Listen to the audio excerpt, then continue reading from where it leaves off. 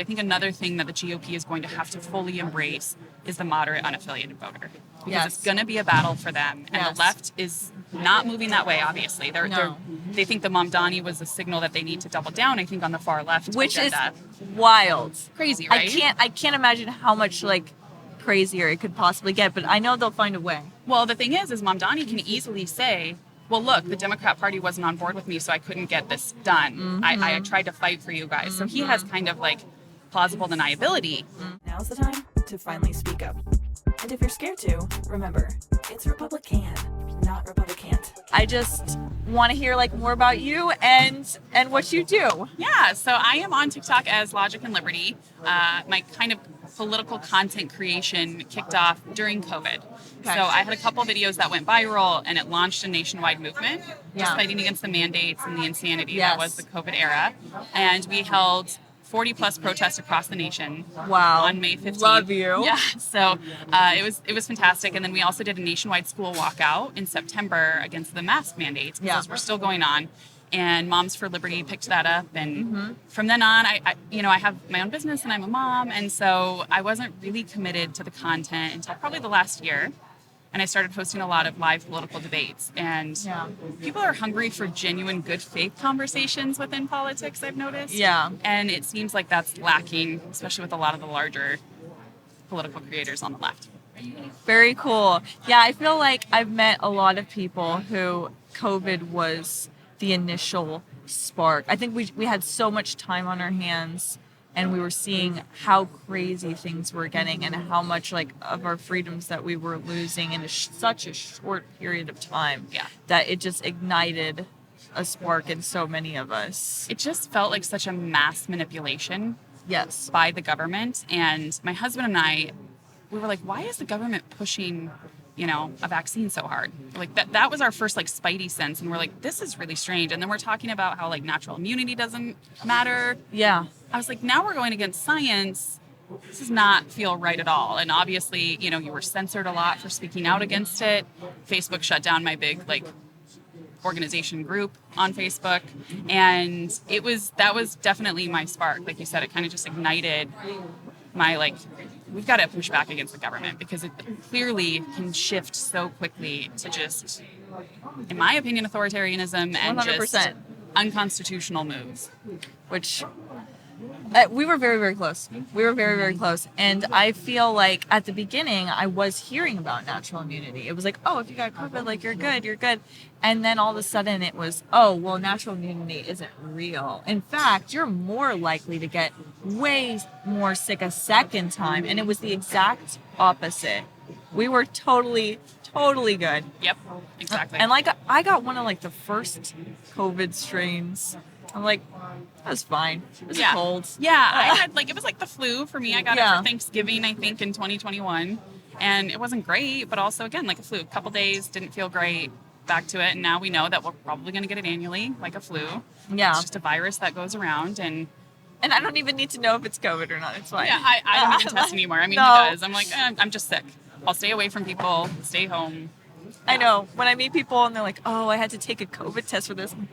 People still do that? Like, They're still selling those? They still have that. Still a thing. I love it.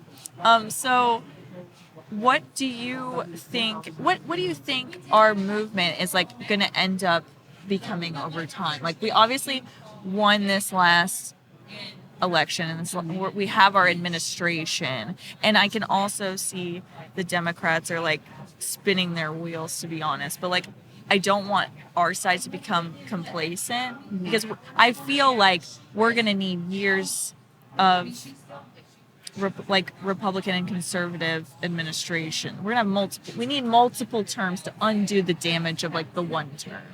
Yeah, I agree. I think the biggest thing for the GOP is they have to understand economic policies are going to be a massive focus. We saw this with Mamdani, right? People are desperate. They're living paycheck to paycheck. They don't think they can afford a home. Yes. And you have a candidate, whether it's feasible or not that his policies can, come to fruition, they're desperate. They don't care. The feasibility of it's second, the hope is first. And so I think that's going to be a battle for the GOP. And I'm hopeful that they get some strong legislation before the midterms. I know. What is going on? they've got to get moving. They need immigration reform. We need to look at the asylum process. There's a lot of things, a lot of wins that they could achieve. Yeah. And I'm just hopeful now that the big, beautiful bill's done, that they can start to get moving on really meaningful change. I think another thing that the GOP is going to have to fully embrace is the moderate, unaffiliated voter. Because it's going to be a battle for them. And the left is not moving that way, obviously. They think the Mamdani was a signal that they need to double down, I think, on the far left Which agenda. is wild. Crazy, right? I can't imagine how much, like, crazier it could possibly get, but I know they'll find a way. Well, the thing is Mamdani can easily say, well, look, the Democrat Party wasn't on board with me, so I couldn't get this done. Mm-hmm. I tried to fight for you guys. So he has kind of like plausible deniability, and which is unfortunate, but that's what's going to happen. And so the GOP has to capture moderates and independents. And so I'm working in my state in Colorado. Pray for me, to help them appeal to moderate voters and capture that 40% that we have in Colorado. That's how we may not go red, but we can go purple. Right. And I'll take purple any day of the week for sure. 100%. I love that. Yeah, it's like we need. Well, and what do you think about this America Party? It's stress. I mean, I can't be stressed yet. So I shouldn't say it's stressing me out, but I'm kind of rolling my eyes because it's just like, I don't have time for this. You're like, is it like a petty move? Is it actually going to come to fruition? Is it feasible? I don't know. It's going to cost, I think, minimum $600 million to get a party off the ground. My He gosh. has it. Don't get me wrong. Yeah. He has it. I just don't want it to allow the progressive left to take off, and that's not what Musk wants either. No, and like obviously it's like I'm America first. Do I agree with everything that Republicans are doing? No, like absolutely not.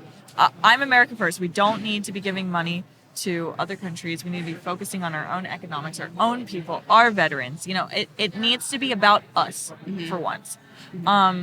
So I understand where a lot of them are coming from, and like especially some of the people that became like MAGA because they were going to vote for RFK, and now they're like, well, now I can go to the America Party because MAGA's not treating me the way that I want to be treated. I'm like, wait, because like we do need more time. Like, give us the 4 years, Right. And then if it looks like the Republican side is hopeless, then we need to collectively decide as a group of us like where we're going to go. Because if we're disorganized, you're exactly right. We're gonna split, and that's only gonna help them. And we're gonna be right in the same place that we started. Right. Exactly, and that's why Congress needs to get it together. 100%. Like, we need really strong leadership within Congress, bringing the meaningful, feasible legislation that's going to impact the everyday American. That's what's going to matter. And if they can really hit these high issues of economics, immigration, social issues, get these things done. And there's some small wins that I think they could easily achieve. Like, again, clean up the asylum process. We know that that's been fully abused, especially the last 4 years. We have a massive backlog because of it. Let's get immigration judges hired. Let's make legal immigration quicker to incentivize, right? Exactly.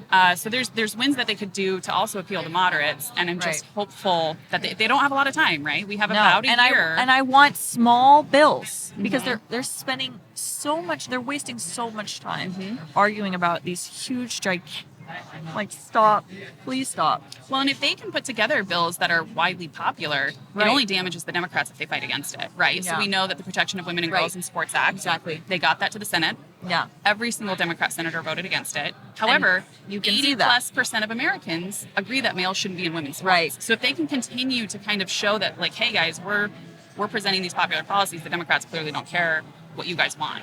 Yeah, I think that'll benefit them. It creates a very clear picture when you have small bills on who really stands for the issues that you believe in, for sure. And they're easier for Americans to digest, right? Exactly. And it's easier to dispel the talking points that are completely inaccurate that you see all over social media, especially about the big beautiful bill. Well, it's exhausting. It's a huge bill. No one's gonna no one's gonna read it, and it's really difficult to understand and know the full breadth of that bill because it was 900+ pages. Gigantic. And I can understand why they did it the way they did. However, let's make it more palpable, easily digestible, and just start cranking them out. We have to. I know, because it's like Trump can only put out executive orders for so long before it has to become law. So like, we got to get going, sweetheart. It's like, yes, I'm celebrating the wins, but like also like we need to follow through. Let's start chipping away at that, please. Yeah. Yeah. I agree with you. So, but it's like we can only do like one thing, you know. It's one step at a time. I agree. And we will get there. We will build. And if not, then we'll have to severely change our strategy. But I do feel like the benefit of being on the right is that we have something that at least we stand for. And I feel like our values are very important to us, and that's what's going to push us to keep America safe. Where, as I was saying like earlier to some people, it's like the left is just essentially fighting for anti-us. That's all they have right now. They don't, you know, the poll from July last year to this year, it's only gotten worse for the Democrats as far as majority of people think they're completely and wholly out of touch. And I do also want to encourage people, I think we forget about state level politics. And that's where the Democrats have really, really been effective at taking over school boards, at taking over state legislatures. Yes. And We're lazy. Yeah. Sorry. No, it's like we took the hands off the wheel. Lazy. Yeah, we're like, okay, well, fine. we have our president like all fine. done. No, and Yeah. it's not. No, it's not. And the things that are going to impact you the most are what's happening in your state, your county, your city, your town. I'm in a blue city, red state, and it's awful. It's terrible, but you know, all you have to really do is like get into your GOP, figure out the delegation votes, whatever that process looks like. Yeah. That's how you're going to bring about change. Get those Yes. candidates that you believe in, that we need. Yeah. And that's how you start to turn around the local politics as well. And I do think I see a shift. I think people, Yes. one thing Trump, you can say a lot about Trump, and he's probably one of the most divisive political figures we've had in history, but I am so incredibly grateful that he has gotten so many people plugged into politics. Yes. I haven't seen this, and it helped me like with COVID, but also Right. with Trump. Like he has woken up so many folks Yes. and created a massive interest in politics, which is so important. No, it truly is. And like that's honestly why I make the particular content that I do is like just like funny, fast news, because I know that there are people who possibly are moderate who don't want to, they're not going to sit here and listen to like, and what they do is so important. Like traditional media and is very important. In fact, it's what I need in order to do my job. Right. But like there are some people who will not sit there and listen to it, especially with the attention spans where Yeah, they're at, you know? absolutely. And so it's like any way to plug people into politics and to keep them at least moderately informed, we have to do that because we need them.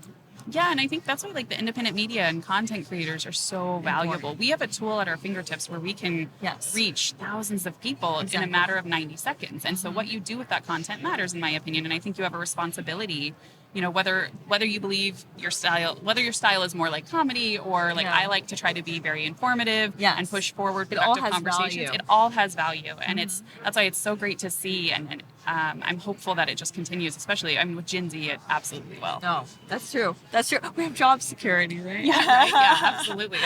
So Yeah, I think it's going to be really interesting seeing where we go. well, let's just hope I'm just that- glad it's under Trump and not the other way around. Oh gosh, I can't even imagine, especially with what's going can't on either. internationally. I can't even fathom.